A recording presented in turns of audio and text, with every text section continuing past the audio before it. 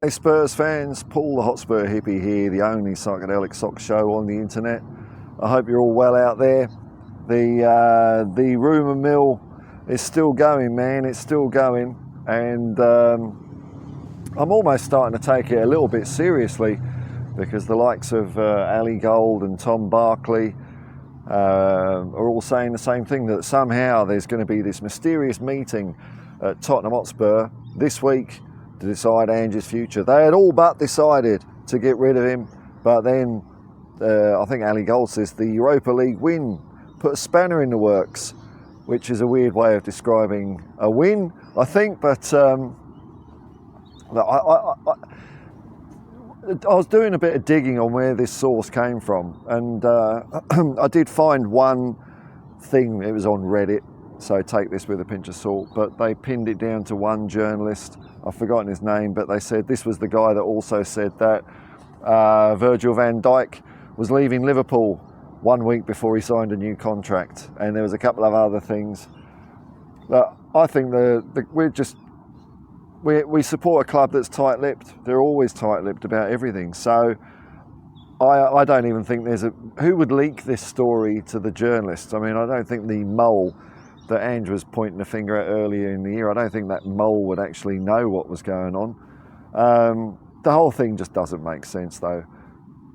Just putting my dark hypothetical hat on for a second, though, if they did get rid of Ange, it just shows you that business people once again know nothing about football. And I know we're hiring a couple of more suits, more directors, more people to run things at Tottenham Hotspur. I mean, yeah, they can look after the casinos and knocking shops and whatnot, but the football team, leave it to the manager, man. Always leave it to the manager.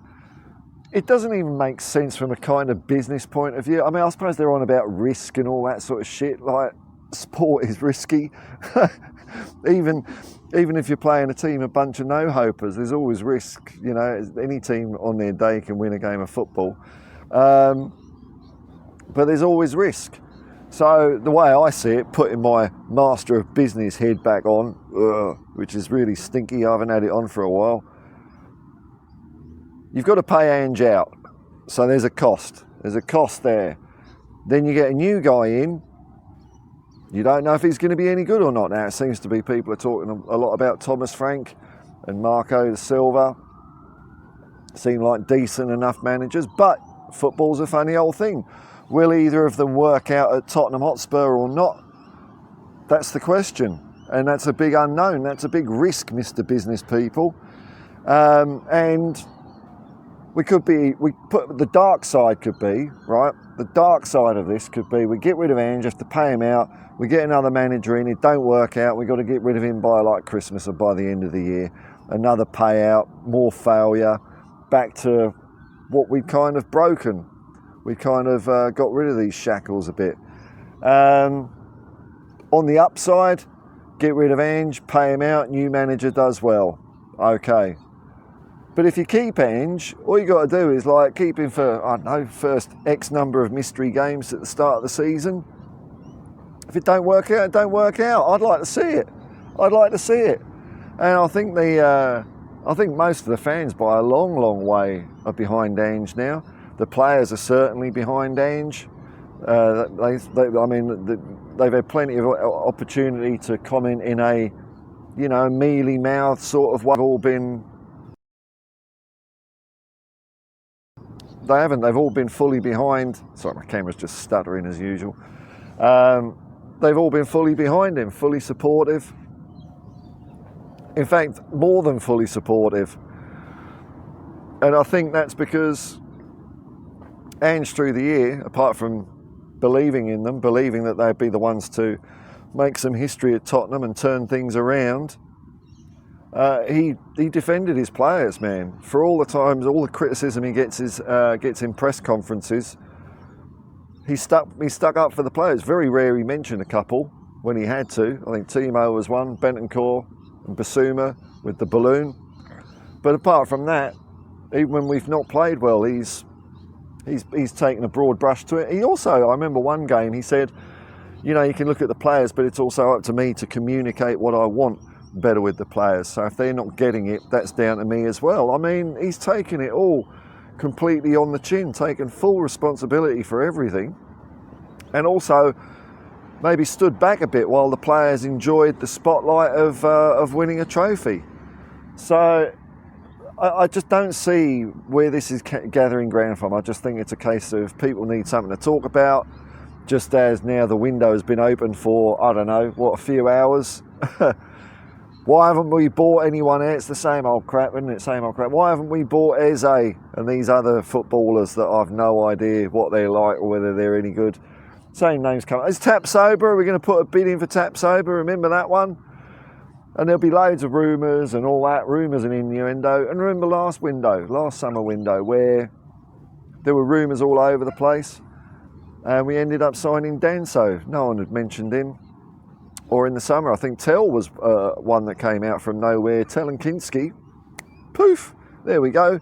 No speculation, no nothing. Here's a player for you. So I think it's just idle hands make the devil's work. Idle gossip. I don't know the phrase, but we'll see what happens. How much backtracking will have to be done by the end of the week? Because if the club don't say anything, what are we going to do? What are they going to come out with press stories saying, "Oh no, the meeting we said was going to be last week. Well, it's actually next week, and then the next week, and then the next week," and this stupidity just hanging over a manager's head through when he's done nothing wrong. In fact, he's done everything absolutely spot on and right, and won us our biggest major honour in 40 years. I just don't see how it's in question. I really don't. And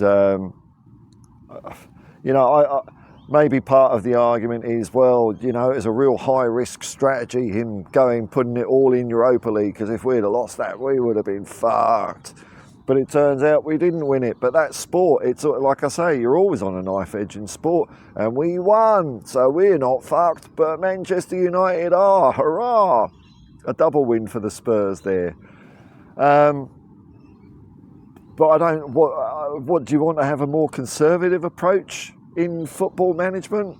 We thought we're going to get onto this pragmatic thing. Maybe this whole pragmatic thing from all these blanks in society, people that know better, this blank, risk-averse, sure thing in sport that they have in their heads, is not just come to the tactics and style of play, but how we manage a whole season and what eggs we decide to put in what basket.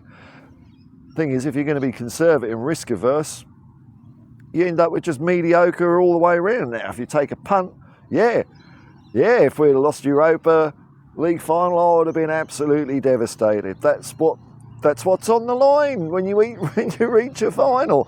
I'd have been unconsolable beside myself. But we won. We're the champions, man. There's no taking that away from us. There's no discounting that in a statistic just to back up some weak argument about why Ange would go. I think it's all talk and nonsense. I think calm heads will prevail. I don't think they're even having a discussion about it. I think if they were having this question mark over Ange and the Europa League Cup final, well, they'd already made their decision, hadn't they? If he wins, he stays. If he loses, he goes. So what are we farting around at? There's nothing changed since then. There's no new information. The only new information is the outpouring of love and support from 220,000 fans at the ground. Online has calmed down a bit. People are pulling their heads in left, right and centre, some of which I don't like, but hey, I'd rather them... Hey, look, at the end of the day, if people are happy, even if I don't like them themselves, I'd rather see people happy. And if people are supporting the team, hey, I ain't got a problem with that. But there's a few miserable people out there, you know the ones, Sava, Sean Butler, Johnny Ann, Ian Lubo. They're all just meh. Like I said yesterday, if you cannot enjoy this moment, this is as good as football, being a football fan gets. Winning a major trophy, that's it. That's what it's all about, isn't it? And if that glow doesn't last with you for very long, or you think you're back to disappointment and misery, man, do something that's fun in your life. Because football, being a football fan, ain't it. It ain't it. Anyway, we'll see as the days wear on. It's Monday here in Australia at the moment. We'll see what happens because, you know, the vague reports from the journos are saying this week. Some of them are specific to say Monday, Tuesday, Wednesday. Well, let's see if it drags on to Thursday, Friday. Let's see if it drags on to next week. And if they're still saying the same shit, you can just discount it because no one's going anywhere. Till next time, my fellow European champions, peace and love, man, and come on you Spurs.